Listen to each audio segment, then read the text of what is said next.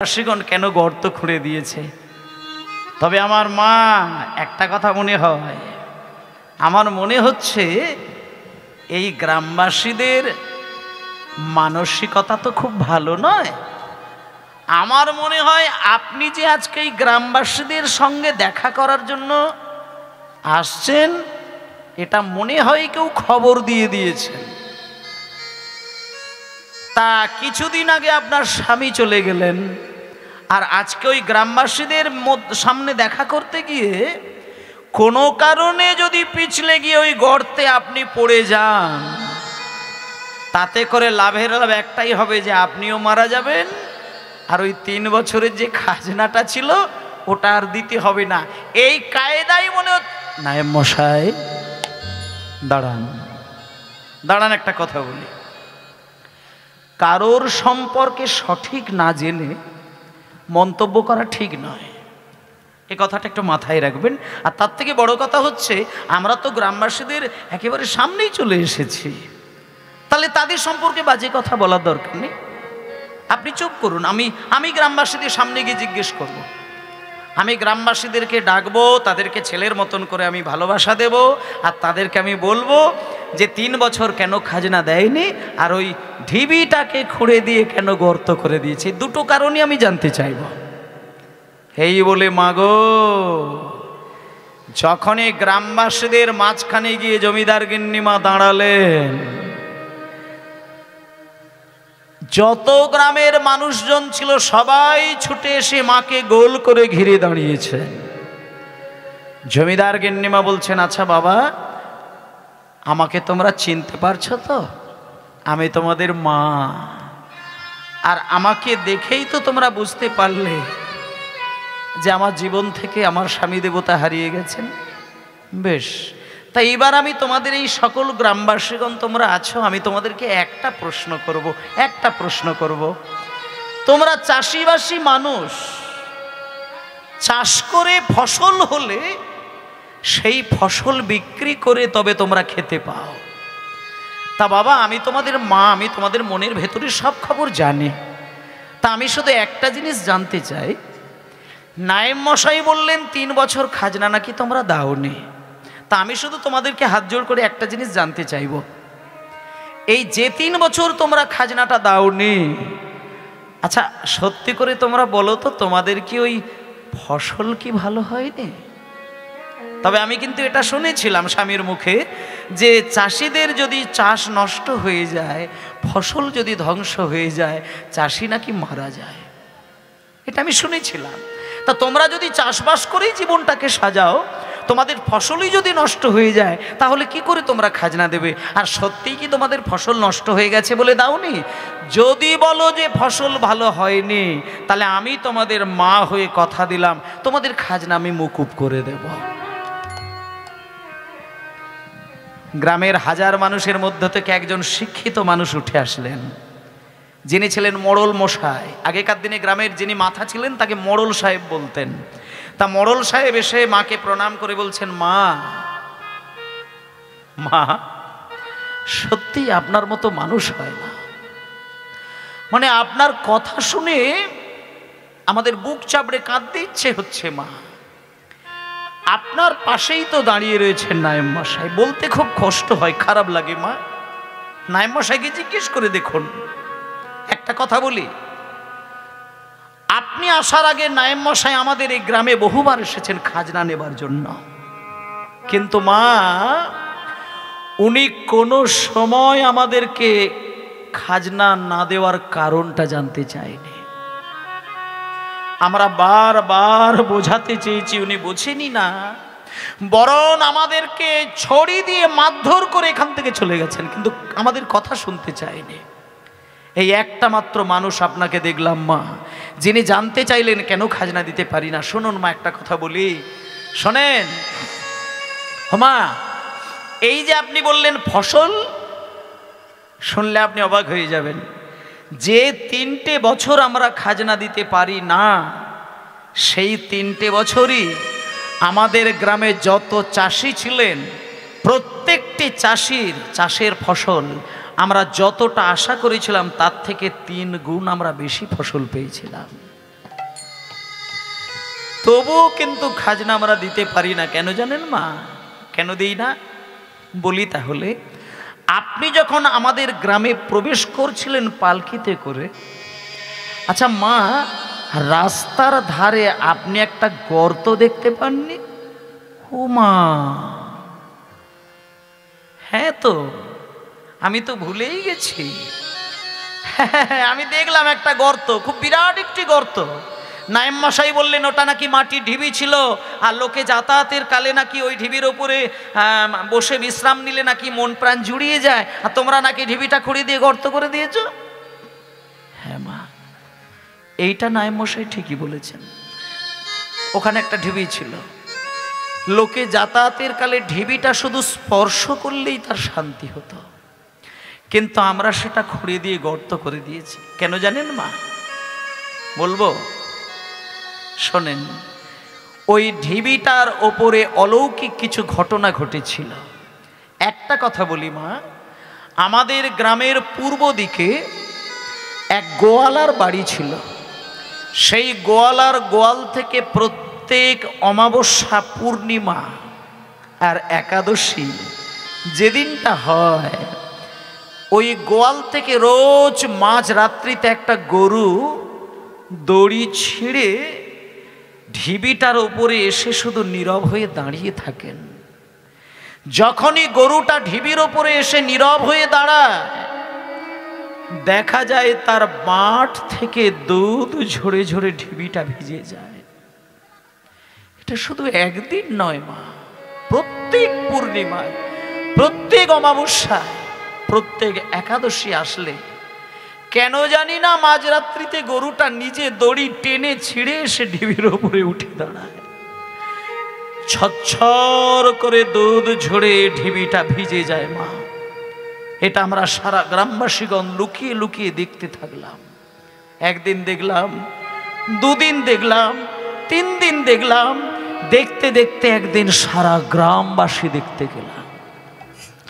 আমরা সবাই মিলে সিদ্ধান্ত নিলাম ঢিবির ভেতরে কি আছে দেখার।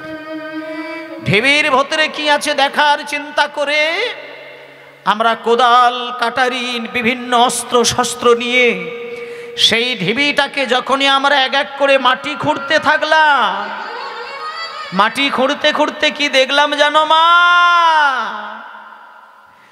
মাটি খুঁড়তে খুঁড়তে যখন মাটির একেবারে গভীরে পৌঁছে গেলাম, দেখলাম ঢিবির মধ্যে নিতাই গৌরের মূর্তি রাখা ছিল। হরি হরি মধ্যে নিতাই গৌরের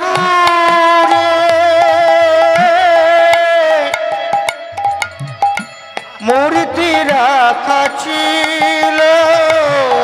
দেখি ঢিবির মধ্যে নিতাই গৌরের মূর্তি রাখা ছিল। ঢিবির মধ্যে নিতাই গৌরের মূর্তি রাখা ছিল। তাহা দেখি নয়নার মন জুড়াইল। তাহা দেখে নয়ন মন জুড়াইল। তাহা দেখি নয়নার মন জুড়াইল। তাহা দেখে নয়ন মন জুড়াইল। মা, ঢিবিটা যখন খুঁড়লাম মাটির তলদেশ থেকে, একেবারে গভীর থেকে দেখলাম ঠিক এইরকম ছোট্ট ছোট্ট দুটো কাঠের নিতাই গৌর। যখন মাটি থেকে তাদেরকে তুললাম মা, দেখলে বোঝাই যাবে না যে কত বছর ধরে এরা মাটির তলায় চাপা পড়ে রয়েছে। দেখলে মনে হয় যেন কেউ নূতন করে কাঠের মূর্তি পালিশ করে কিছুক্ষণ আগে বোধহয় বসিয়ে রেখে দিয়ে গেছেন। হোমা, আমরা নিতাই গৌরকে দেখা মাত্র উপায় খুঁজে না পেরে আমাদের গ্রামে একজন মহারাজ ছিলেন বলরাম দাস বাবাজি, ওনাকে আমরা খবর দিলাম, উনি কাঁদতে কাঁদতে ছুটে এসে নিতাই গৌরকে বুকে জড়িয়ে ধরলেন।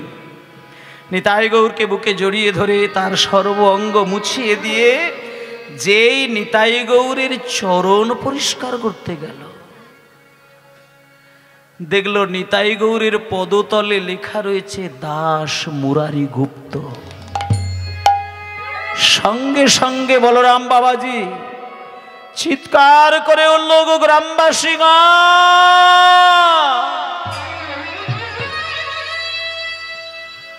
তোমরা ভাগ্যবান, তোমাদের গ্রামে যে নিতাই গৌর এসেছে, যে সে নিতাই গৌর নয়, এ হচ্ছে সেই মুরারি গুপ্তের সেবিত নিতাই গৌর। মায়েরা, আজকে যে মুরারি গুপ্তের নামটি নিতাই আর গৌরের চরণের তলায় খোদাই করা রয়েছে, এই মুরারি গুপ্ত ছিল নিমাইয়ের বাবার সমবয়সী বন্ধু। একদিকে ছিল নিমাইয়ের বাবার বন্ধু, আর একদিকে ছিল নিমাইয়ের চিকিৎসক। কিন্তু এই মুরারি গুপ্ত ছিল রামচন্দ্রের ভক্ত, কিন্তু জীবনের শেষের দিকে কিন্তু গৌরের ভক্ত হয়ে গিয়েছিলেন। কেন জানেন মা? শোনেন, একদিনকে নিমাইয়ের ৬-৭ বছর বয়স, কিছু মুরারি গুপ্তের সঙ্গে কিছু অলৌকিক ঘটনা ঘটেছিল। তার একটা দুটো পয়েন্ট আপনাদের জানার দরকার। একদিনকে, তবে হ্যাঁ, মুরারি গুপ্ত যে রামের পুজো করতেন এটা কিন্তু কেউ জানতো না, কাকপক্ষী পর্যন্ত টের পেত না। মুরারি গুপ্তের একটা কথা ছিল যে ভগবান বলে কিছু নেই, সবই পরম ব্রহ্মের অংশ। আলাদা করে তোরা ভগবান ভগবান করে ডাকিস, কিন্তু এই জগতে যাকে দেখতে পাচ্ছিস সবই ব্রহ্মের অংশ। আলাদা করে তোরা হরি, কৃষ্ণ, রাম, লক্ষণ এসব বলার দরকার নেই, সবই তো ভগবান, সবই তো ভগবানের অংশ। এই কথা বলতে বলতে চলেছেন। আর ওই 7 বছরের 8 বছরের ছেলে নিমাই তখন পিছন দিক দিয়ে গিয়ে মুরারি গুপ্তের কাছাটা খুলে দূরে সরে গেছেন। যেই কাছা খুলে দিয়ে দূরে সরে গেছে, মুরারি গুপ্ত পিছন ঘুরে নিমাইয়ের ওপরে রেগে উঠলেন। নিমাই, বলি তোর সাহস তো কম নয়, আমি তোর সম্পর্কে কাকা, তোর বাবার বন্ধু আমি, তাছাড়া তোর থেকে বয়সে আমি অনেক বড়, তোর মান সম্মান বোধ বলে কিচ্ছু নেই, এতগুলো লোকের মাঝখানে তুই আমার পিছন দিক দিয়ে সে কাছা খুলে দিলি। তখন ওই ছোট্ট নিমাই 7 বছর 8 বছরের ছেলে দূরে সরে গিয়ে হাত জোড় করে বলছেন, মুরারি, আপনার মান সম্মান বোধ আছে? মানে দুদিনের ছেলে নিমাই, তোর কাছ থেকে মান সম্মান বোধ আমায় শিখতে হবে? দূর থেকে নিমাই বলছেন, মুরারি, আপনার যদি মান সম্মান বোধ থাকতো, লোকের সামনে বলে বেড়াচ্ছেন ভগবান বলে কিছু নেই, তা লোকের কাছে বলে বেড়াচ্ছেন ঈশ্বর বলে কিছু নেই, আলাদা করে রাম বলে কিছু নেই, আলাদা করে কৃষ্ণ বলে কিছু নেই, কিন্তু আপনি রাত্রির 12টার পরে দরজা জানালা বন্ধ করে দিয়ে রাম নাম করে করে এত কাঁদেন কেন? যখন এই কথাটা বলেছে মুরারি চমকে উঠলে, একি রাত্রির 12টার পরে আমি রামের ব্রত করে, রামচন্দ্রের নাম করে, ধ্যান করি, আছাড় খেয়ে কাঁদি, ওইটুকু বাচ্চা ছেলে নিমাই জানলো কি করে? সম্ভব তো নয়। একে আমি রাত্রিতে রামের পুজো করি, রামের ব্রত করি, এ কি করে জানলো? এইটুকু বাচ্চা ছেলে নিমাই কি করে জানলো? আর একদিনকে একটা ঘটনা ঘটেছিল মা। মুরারি গুপ্ত দুপুরবেলা অন্ন প্রসাদ ভগবানের চরণে নৈবেদ্য নিবেদন করে, অন্ন ভোগ করে প্রসাদ পাচ্ছিলেন। এমন সময় মুরারি যখন চোখ বন্ধ করে রামকে স্মরণ নিয়ে প্রসাদ পেতে যাবে, সঙ্গে সঙ্গে নিমাই ওই সুযোগে গিয়ে ওই অন্নের ওপরে প্রস্রাব করে দিয়েছিলেন। মুরারি রেগে উঠে বলেছিল, নিমাই, তুই কেমন ছেলে রে? আমি প্রসাদ তৈরি করে প্রসাদ পাবো, তুই সেখানে প্রস্রাব করে দিলি? এই প্রস্রাব মাখানো অন্ন তো খাওয়া যাবে না। তখন দূর থেকে নিমাই বলেছিল, মুরারি, আপনি তো সবাইকে বলেন জগতে যা কিছু সবই নাকি ব্রহ্মের অংশ, সবই ব্রহ্ম, আপনি কিছুক্ষণ আগে একজনকে বললেন এ জগতে যত প্রাণী আছে সবই ব্রহ্ম, মানুষের দেহটাই ব্রহ্ম। তা মুরারি, মানুষের দেহ যদি ব্রহ্ম হয় তাহলে ব্রহ্মের ভেতর থেকে বেরিয়ে আসা প্রস্রাব সেটাও ব্রহ্ম হবে। আর প্রস্রাব যদি ব্রহ্ম হয়ে থাকে তাহলে ব্রহ্ম মাখানো ভাত তুমি কেন খেতে পারবে না? এ কথা বলার সঙ্গে সঙ্গে মুরালি ছোট্ট ছেলে নিমাইকে বুকে জড়িয়ে ধরে কাঁদতে লাগলেন। নিমাই, তুই কে রে? এতদিনে আমার যে চক্ষু খোলে না, তুই আমার সেই জ্ঞান চক্ষু খুলে দিলি। তুই তো দেশে ছেলে নয় বাবা, আজ থেকে আমি কথা দিলাম, রামের পুজোর সাথে সাথে আমি তোর ভালোবাসা নয়, আমি তোর পুজো করব, তোকে আমি পুজো করব। তাই সেদিন থেকে সেই মুরারি রামচন্দ্রের পুজোর মধ্যে দিয়েও তিনি নিতাই আর গৌরের বিগ্রহ তৈরি করে সেখানে পুজো করতেন। এবং সেই মুরারি মৃত্যুর আগে যে বিগ্রহ সেবা করতেন সেই বিগ্রহ লুকিয়ে রেখে দিয়ে গেছিলেন। সেই লুকানো বিগ্রহ এতগুলো বছর পরে আজকে কর্দা গ্রামের মানুষদের কাছে উঠল। তাই আজকে বলরাম বাবাজি বলছে, হে গ্রামবাসীগণ, আজকে তোমরা যে নিতাই গৌরকে পেয়েছো এ যাই তাই নয়, এ যে সে নয়, এ সেই মুরারি গুপ্তের সেবিত নিতাই গৌর। তাই এর যত্ন নাও, একে ভালোবাসো, একে মন্দিরে স্থান দাও, এর প্রতিষ্ঠা করো, না হলে এই গ্রামে শান্তি আসবে না। যেমন এই গ্রামে আবার আপনাদের একটা আশ্রম রয়েছে, এই মাঙ্গলিক আচার অনুষ্ঠান আপনাদের গ্রামবাসীকে মঙ্গলময় করে তোলে, তেমন সেই কর্দা গ্রামে সেই দিন থেকে সেই যে নিতাই গৌর কি হয়েছিল জানেন? শোনেন, কাশী থেকে 108টা ব্রাহ্মণ ডেকে তাদের যথাযোগ্য দক্ষিণা দিয়ে পারিশ্রমিক দিয়ে মন্তব্যত করে গ্রামের মাঝখানে বিরাট বড় একটা মন্দির প্রতিষ্ঠা করে, মন্দির তৈরি করে বেদির ওপরে নিতাই গৌরকে রেখে প্রত্যেক দিন 3 বার সেখানে সেবা চলে। তা যিনি মোড়ল মশাই ছিলেন তিনি বললেন, মা, কাশী থেকে ব্রাহ্মণ ডাকার জন্য তাদের যে পারিশ্রমিক আর নিতাই গৌরকে বেদিতে রাখার জন্য যে মন্দিরটা বানিয়েছি, আর সেই নিতাই গৌরকে 3 বার সেবা রক্ষার জন্য আমাদের গ্রামের যত চাষি ছিল প্রত্যেকেরই বাড়িতে খাজনা দেওয়ার মতো অর্থ ছিল না মা। তাই জন্য 3 বছর খাজনা দিতে পারি না। তবে আপনাকে দেখে আমাদের খুব কষ্ট হচ্ছে, কথা দিলাম আগামী বছরে 3 বছরের সকল খাজনা একসঙ্গে দিয়ে দেব। চন্দ্রশশী দেবী বললেন, বাবা, তোমরা মাটি খুঁড়ে নিতাই গৌরকে পেয়েছ, একটা বার আমাকে জানালে না। কাশী থেকে ব্রাহ্মণ ডেকে লক্ষ টাকা খরচা করেছো, একটাবার মনে হয় না যে মাকে জানানোর দরকার আছে? একবারও মনে হয়নি? এত বড় মন্দির তৈরি করেছো, খাজনা দিতে পারোনি, একটা বার মনে হলো না যে শুধু মাকে শুধু খবরটা দিই? শোনো বাবা, যা হবার হয়েছে ছেড়ে দাও।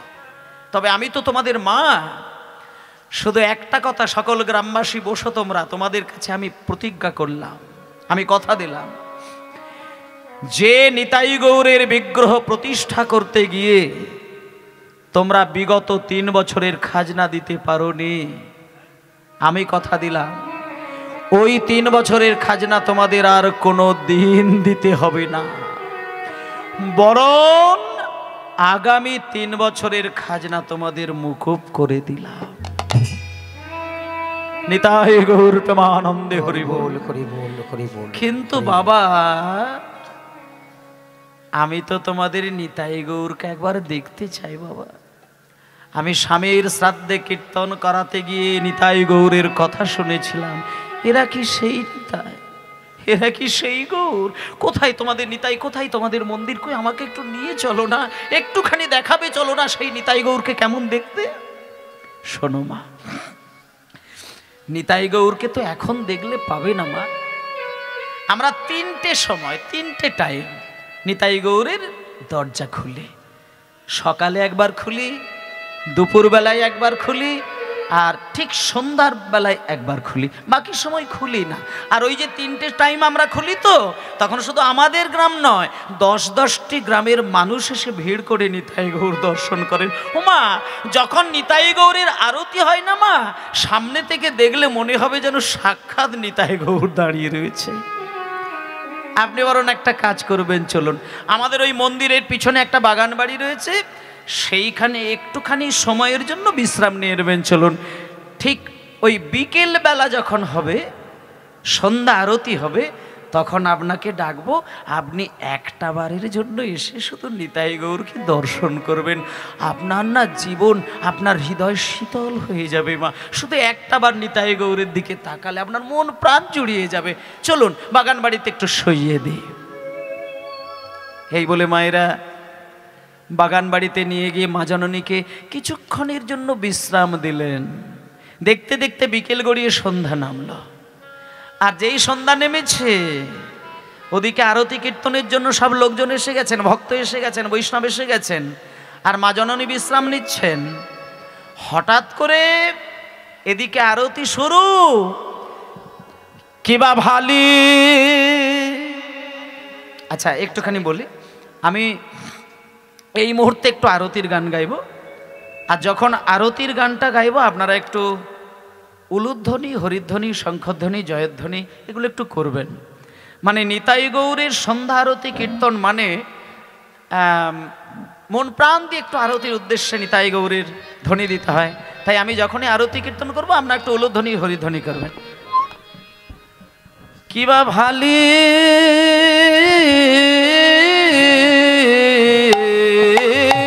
গোরা চাঁদের আরতি বনি, কিবা ভালি, হরি হরি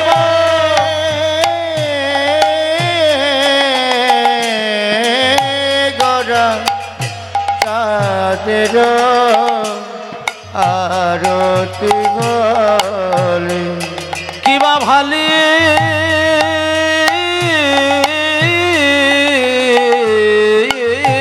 গোরা চাঁদের আরতি বনি, হরি হরি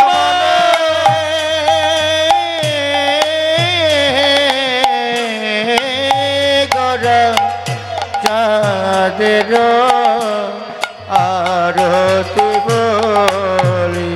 আর বাজে সংকীর্তনে সুমধুর ধ্বনি, বাজে সংকীর্তনে সুমধুর ধ্বনি, বাজে সংকীর্তনে সুমধুর ধ্বনি, কিবা শঙ্খ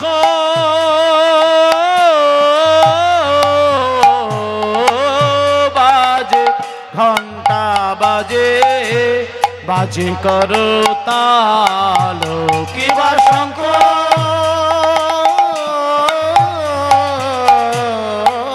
বাজে, ঘন্টা বাজে, বাজে করতাল, আর মধুর মৃদঙ্গ বাজে, শুনিতে রসাল, আর মধুর মৃদঙ্গ বাজে, শুনিতে রসাল, ওই না মধুর মৃদঙ্গ বাজে, শুনিতে রসাল। বলি আজ মেনে তারাই বাজে, আজ মেলে তারাই বাজে, ওই ব্রজে যারা বেজেছিল, আজ মেনে তারাই বাজে, রোজে যারা বেজেছিল, আজ মেলে তারাই বাজে, সেই ব্রজে যারা বেজেছিল, মদন গোপালের আরতি কালে, রোজে যারা বেজেছিল, গোপালের আরতি কালে, রোজে যারা বেজেছিল, মদন গোপালের আরতি কালে, আজ মেনে তারাই বাজে, আর বাজে সংকীর্তনে সুমধুর ধ্বনি, আর বাজে সংকীর্তনে সুমধুর ধ্বনি, আর বাজে সংকীর্তনে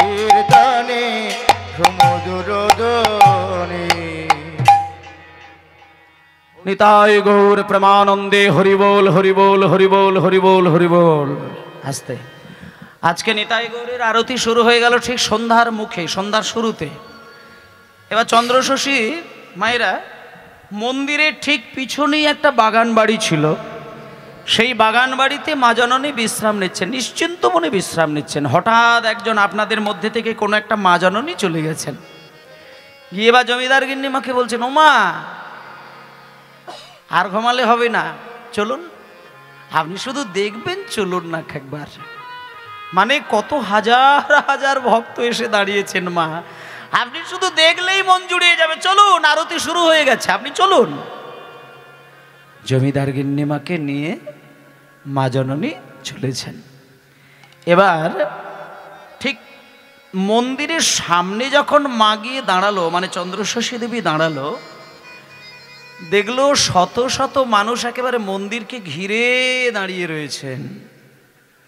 চন্দ্রশশী দেবী সবাইকে বলছে, বাবা তোমরা একটু সরে সরে দাঁড়াও না বাবা, তোমাদের নিতাই গৌর তো তোমাদেরই থাকবে, আর আমি তো তোমাদের মা, আমি তো রোজ রোজ আর আসবো না, তাই একটু সরে দাঁড়াও, দেখি আমি তোমাদের ওই একদম ওই মন্দিরের সামনে গিয়ে দেখি, ভেতর থেকে দেখি নিতাই গৌরকে কেমন দেখতে হয়েছে, আমি একটু দেখবো, সরে দাঁড়াও।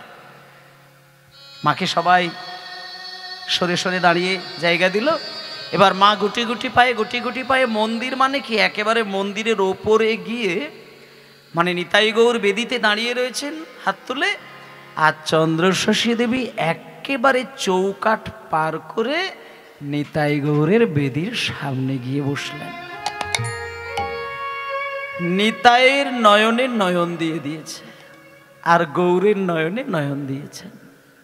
মুখে কিছু কথা নাই, শুধু তাকিয়ে রয়েছেন, কিন্তু মনে মনে কিন্তু একটা কথা ভাবনা শুরু করে দিয়েছেন।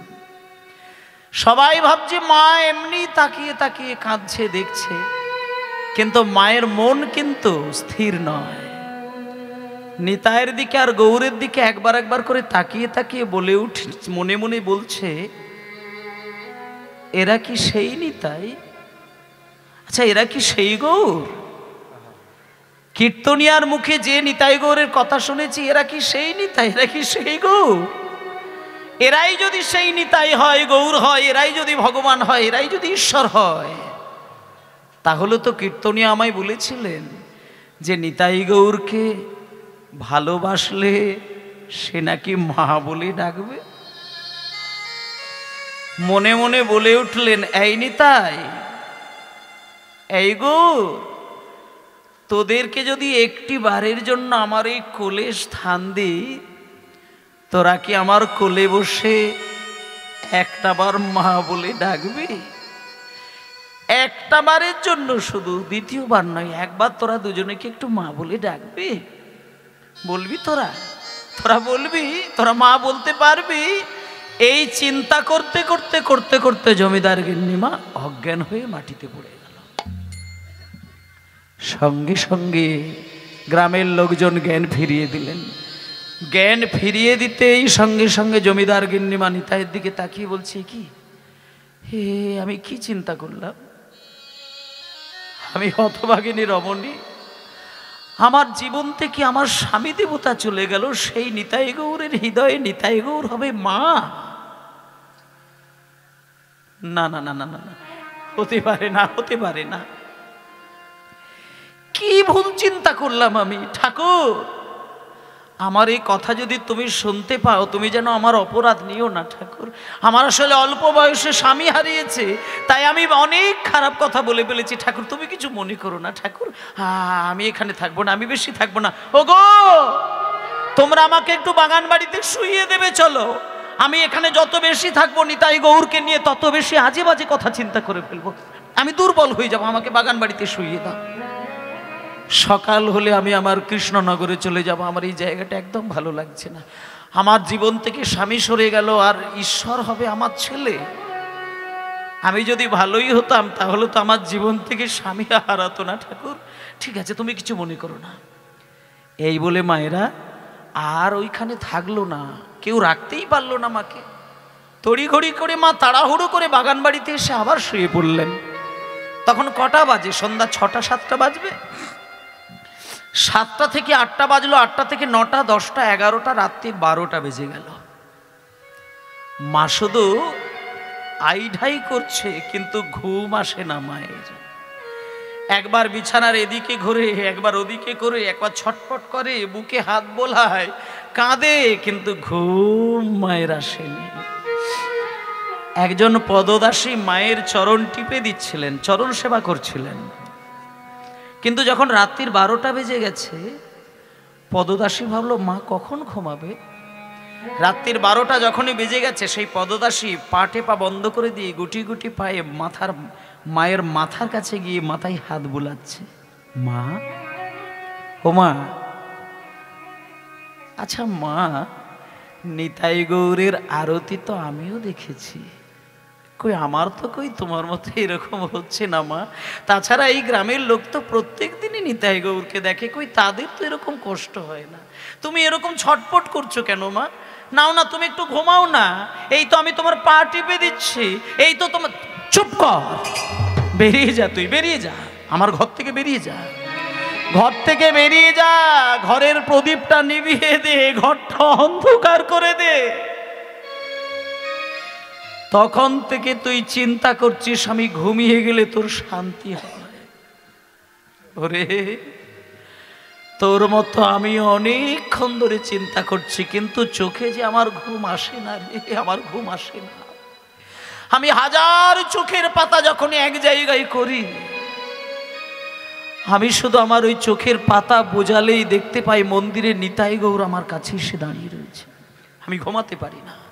আসলে মায়েরা, আজকে জমিদার গিন্নিমা কি করে ঘুমাবে?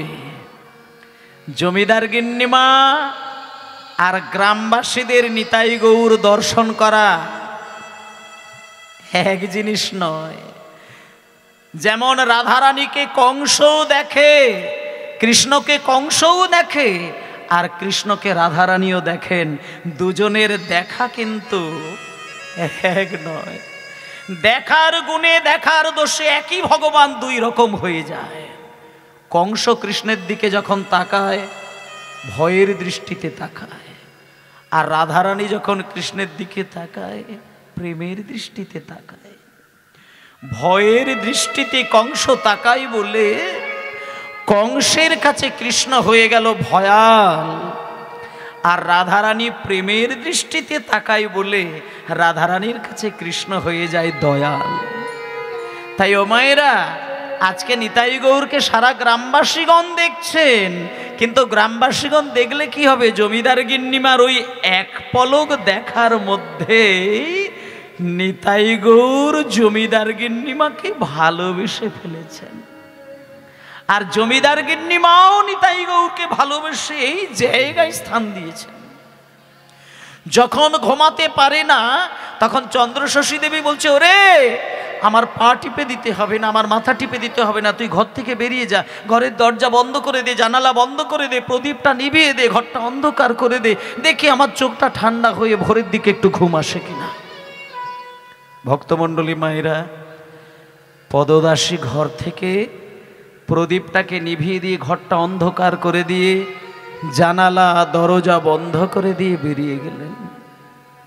এবার রাত্রির 12টা থেকে যখন 1টা বেজেছে, এবার ঘরের প্রদীপ যেহেতু নেভানো রয়েছে, চোখের পাতা যেই ঠান্ডা হয়েছে, সঙ্গে সঙ্গে জমিদার গিন্নিমা একটুখানি ঘুমিয়ে পড়েছেন, একটুখানি ঘুমিয়ে পড়েছে।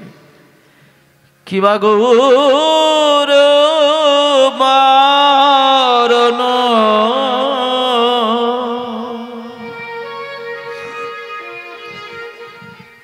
মনে আভরণ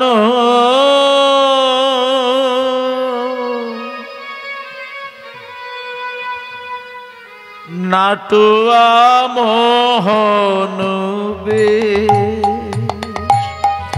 তারে দেখিতে দেখিতে ভুবন ভুলালো,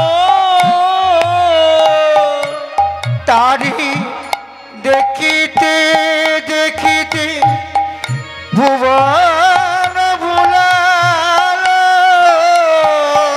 তারে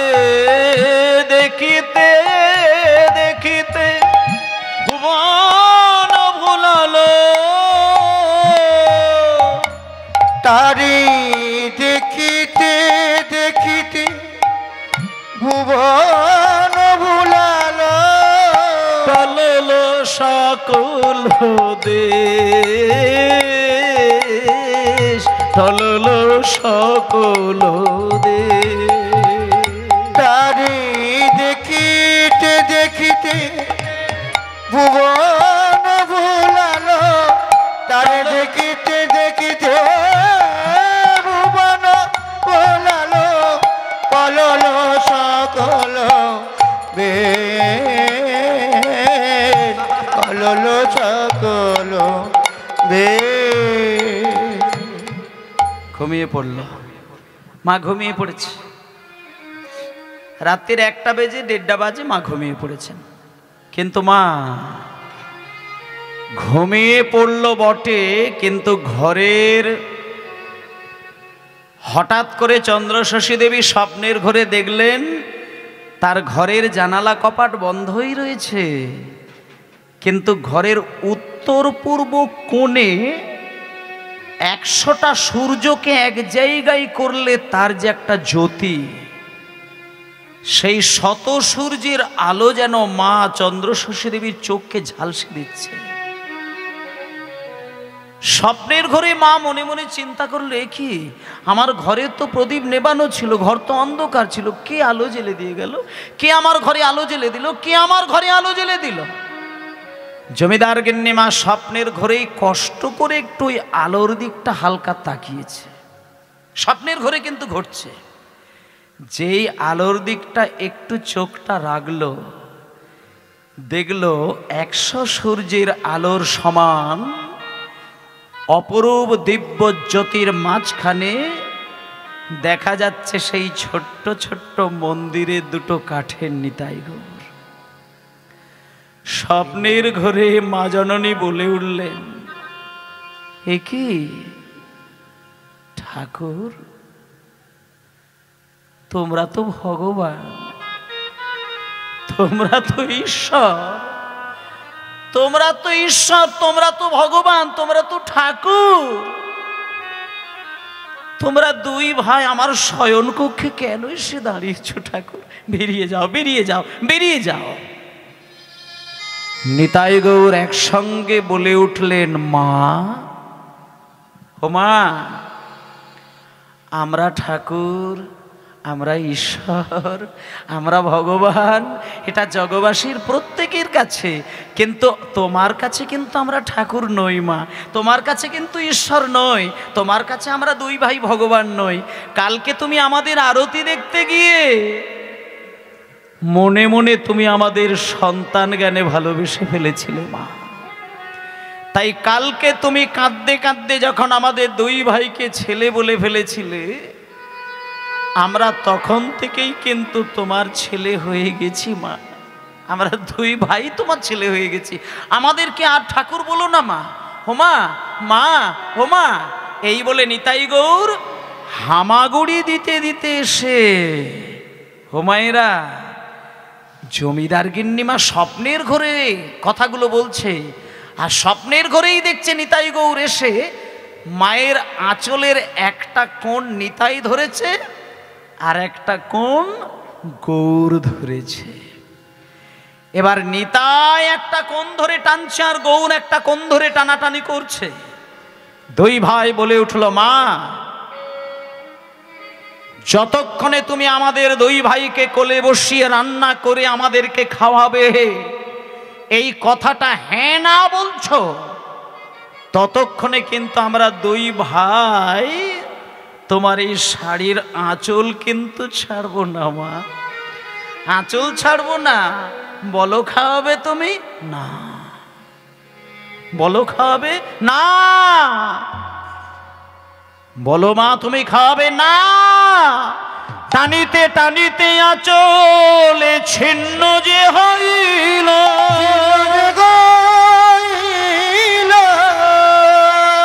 তৎক্ষণাৎ চন্দ্রশশীর নিদ্রা ভঙ্গ হইল, নিদ্রা ভঙ্গ হইল। নিতাই গৌর প্রেমানন্দে হরিবোল হরিবোল হরিবোল। ভক্তমণ্ডলী মায়েরা, হঠাৎ করে দুদিক থেকে আঁচল ধরে নিতাই আর গৌর টানাটানি করতে করতে টানাটানি করতে করতে দেখা গেল দুম করে শাড়ির আঁচলের দুটো কোণ ছিঁড়ে গেল। মানে নিতাইয়ের হাতের আঁচল ছিঁড়ে নিতাইয়ের হাতে চলে গেল, আর গৌরের আঁচল কেটে গৌরের হাতে চলে গেল। এই এতক্ষণে যেই আঁচলটা কেটে গেল অমনি মায়ের ঘুমটা ভেঙে গেল। যেই মায়ের ঘুমটা ভেঙে গেছে, ও আচ্ছা আচ্ছা আচ্ছা আচ্ছা, এইবার বুঝতে পারলাম, এইবার বুঝতে পারলাম। তার মানে আমি এতক্ষণ স্বপ্ন দেখছিলাম, স্বপ্ন দেখছিলাম। তাই জন্যেই তো আমি বলি, আমি বারবার একটা চিন্তাই আমি করছি, যার জীবন থেকে স্বামী অল্প বয়সে মারা যায়, চলে যায়, সেই হতভাগিনী রমণীর জীবনে ভগবান কোনোদিন কি সাড়া দেয়? হতে পারে না, কোনো দিন হতে পারে না। এটা আমি জানি, এটা আমি জানি।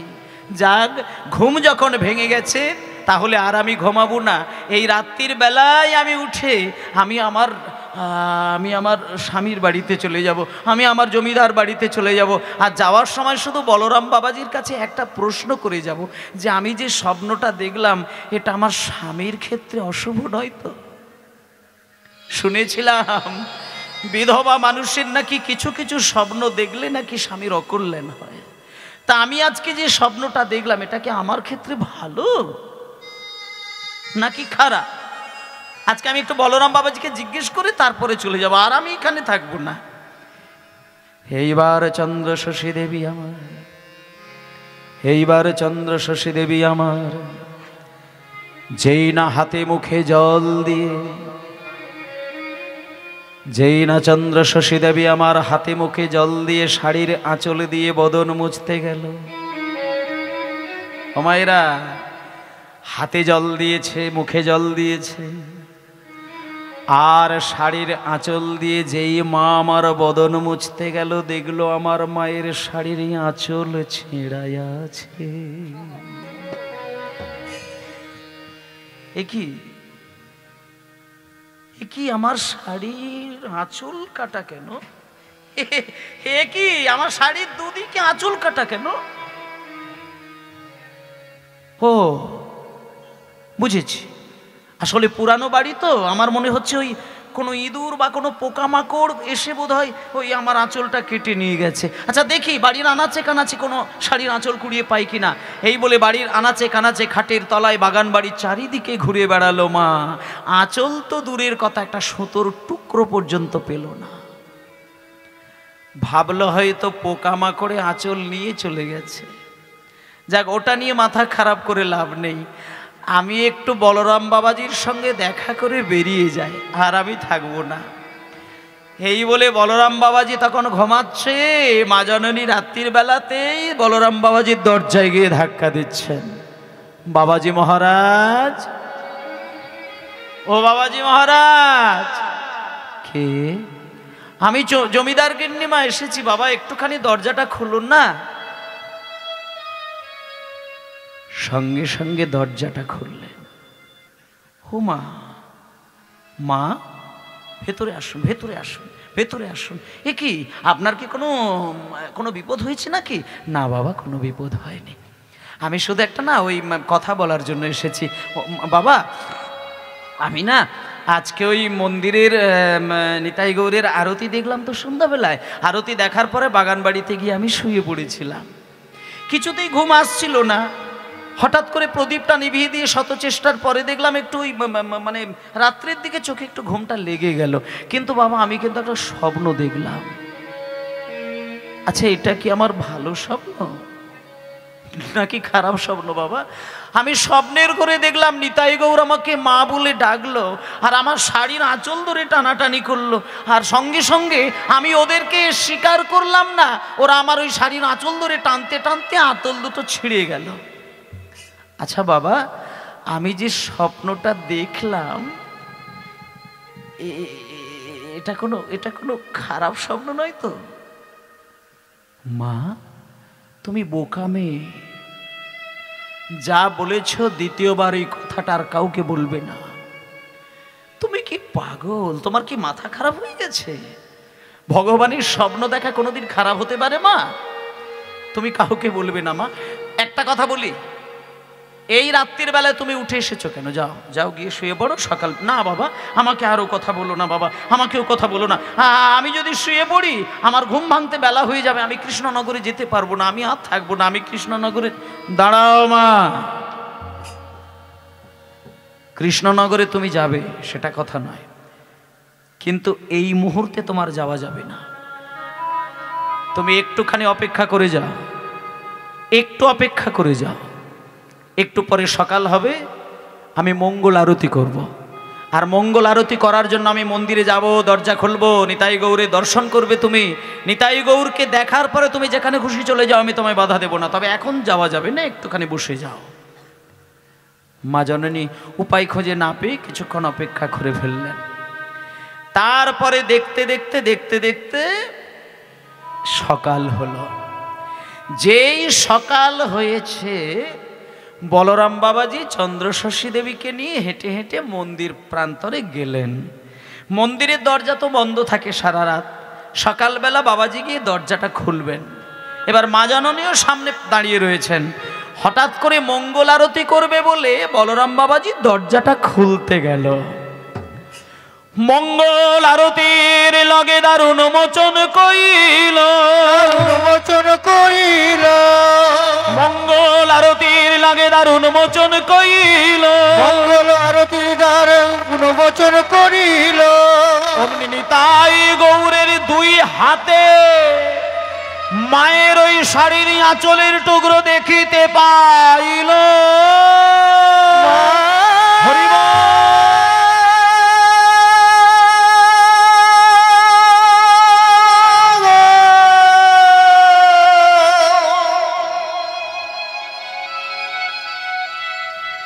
বলে মা গো,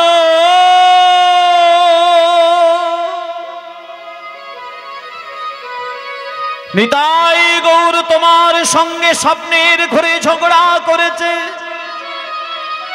এ তো তোমার সামান্য স্বপ্ন নয় মা,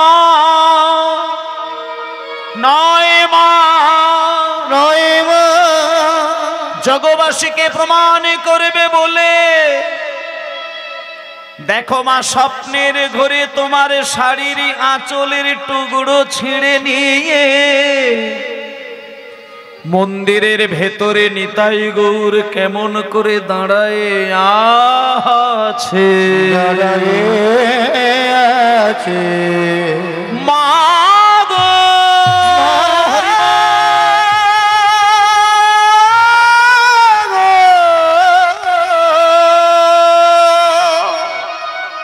হরি বল, হরি বল, হরি বল। ভক্তমণ্ডলী মায়েরা,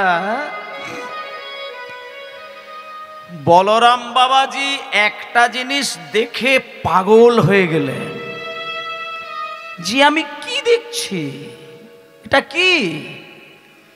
যে নিতাই গৌরকে আমি সাজিয়ে গুছিয়ে সেবা দিয়ে দরজা বন্ধ করে দিয়ে বাড়ি যায়, আজকে সেই নিতাই গৌরের ডান হাতে মায়ের ওই শাড়ির আঁচলের কাটা টুকরো ঝুলিয়ে দিল কে? মায়েরা, আজকে বলরাম বাবাজি নিতাই গৌরের হাতের ওই আঁচলের টুকরো দেখছে একবার, আর মায়ের শাড়ির দিকে তাকাচ্ছে একবার, একবার হাতের দিকে একবার মায়ের শাড়ির দিকে। বলরাম বাবাজি শেষে বললেন, মা, নিতাই গৌরের হাতে যে শাড়ির আঁচলের টুকরো দুটো ঝুলছে, সত্যি করে বলো এই টুকরোগুলো কি তোমার শাড়ির আঁচলের টুকরো? চন্দ্রশশী দেবী বলছে, বাবা, আমার শাড়ির আঁচলের টুকরো এদের হাতে এলো কি করে? আমি তো কিছুই বুঝতে পারছি না। বুঝলে না মা, বুঝলে না? বুঝতে পারোনি? এখনো তুমি বুঝতে পারলে না? নিতাই গৌর আসলে তোমাকে মা বলে ফেলেছে, তোমাকে মা বলেছে। মা, আজকে তুমি এই গ্রাম ছেড়ে কিন্তু যেতে পারবে না। নিতাই গৌরকে তুমি নিজে হাতে রান্না করে যতক্ষণে না তাদেরকে কোলে বসিয়ে তুমি তাদের মুখে সেবা তুলে দিচ্ছ, তুমি কিন্তু গ্রাম ছেড়ে যেতে পারবে না। শোনো মা, তুমি একটু আগে বলছিলে না যে আমি এখনই চলে যাব কৃষ্ণনগরে? অপরাধ করতে, তুমি চরম অপরাধ করতে। আমি তোমাকে রেখে দিলাম, তোমার কপাল ভালো। আজকে কি সর্বনাশ তুমি করতে মা। তুমি একটা কাজ করো, তুমি একটু নিতাই গৌরের জন্য রান্না করো তো মা। আমি কিছুক্ষণের মধ্যেই তোমার রান্না করা প্রসাদ আমি নিতাই গৌরকে দেওয়ার ব্যবস্থা করব, তুমি রান্না করো। চন্দ্র শশী বলছেন, হ্যাঁ বাবা, আমি নিতাই গৌরের জন্য যদি রান্না করতে হয় তাহলে তো ভালো ভালো চাল ডাল লাগবে। আর আমার কিন্তু রাজপ্রাসাদে কিন্তু আমার স্বামী খুব দামি দামি চাল খেতেন, দামি দামি ডাল খেতেন। এখনও সেই দামি চাল দামি ডাল রয়েছে। আমি তাহলে নায়েমশাইকে একটু পাঠিয়ে দেব, ওই দামি চাল থেকে সামান্য কিছু চাল ওই ডাল নিয়ে চলে আস। না মা, ভুল করে ফেললে। নিতাই গৌর হচ্ছে কাঙালের ভগবান। এরা জমিদারির সম্পত্তিতে কোনো দিন দৃষ্টি দেয় না। শোনো মা, শোনো শোনো শোনো শোনো, একটা কথা শোনো। একদিনকে গৌরহরি নবদ্বীপের চাঁদ কাজীকে উদ্ধার করেছিলেন। জগায় মাধায়ের মতন দুর্ধর্ষ মাতাল তাদেরকে হরিনাম দিয়েছিলেন, গলায় তুলসী মালা দিয়েছিলেন, হাতে জপের মালা দিয়েছিলেন এবং নবদ্বীপের হাজার মানুষের মনে শান্তি দিয়েছিলেন। তখন নবদ্বীপের কোটিপতি যারা মানুষ, যারা ধনী ব্যক্তি, তারা সচিমায়ের কাছে গিয়ে নদিয়ার ওই নবদ্বীপের গৌরহরির বাড়িতে গিয়ে নিমন্ত্রণ দিয়ে বলেছিল, নিমাই তুমি চাঁদ কাজীকে উদ্ধার করেছ, জগায় মাধাইকে উদ্ধার করেছ বলে আমরা এই নবদ্বীপের ধনী ব্যক্তি, তাই তোমাকে নিমন্ত্রণ দিয়ে গেলাম, আমাদের বাড়িতে গিয়ে ভালো মন্দ করে সেবা পেয়ে আসবে। কিন্তু ওমা, নিতাই আমার ওই গৌর সুন্দর না কোনো ধনী লোকের বাড়িতে সেবা পায় না। নবদ্বীপে একজনের বাড়িতে গিয়ে মাথা নিচু করে ঘরে ঢুকে তার বাড়িতে সেবা পেয়েছিলেন। তার নাম হলো শ্রীধর পণ্ডিত। শ্রীধর হচ্ছে নবদ্বীপের একজন সবজি বিক্রেতা, খুব গরিব ছেলে। মহাপ্রভুকে এত ভালোবাসে, যেদিনকে সব থেকে ভালো সবজিটা বাজারে আসবে সেটা নিমাইয়ের জন্য লুকিয়ে রেখে দেয়। নিমাই যদি সেই সবজি আনতে না আসে, শ্রীধর বাজার ছেড়ে সচিমাকে দিয়ে তবে বাড়ি যেত। তার নবদ্বীপে কোটিপতি যারা, তারাও নিমাইকে নিমন্ত্রণ দিয়েছিলেন, আর শ্রীধরও গিয়ে নিমন্ত্রণ করেছিলেন, কিন্তু গৌরহরি কারোর বাড়িতে গিয়ে সেবা পায় না। শ্রীধরের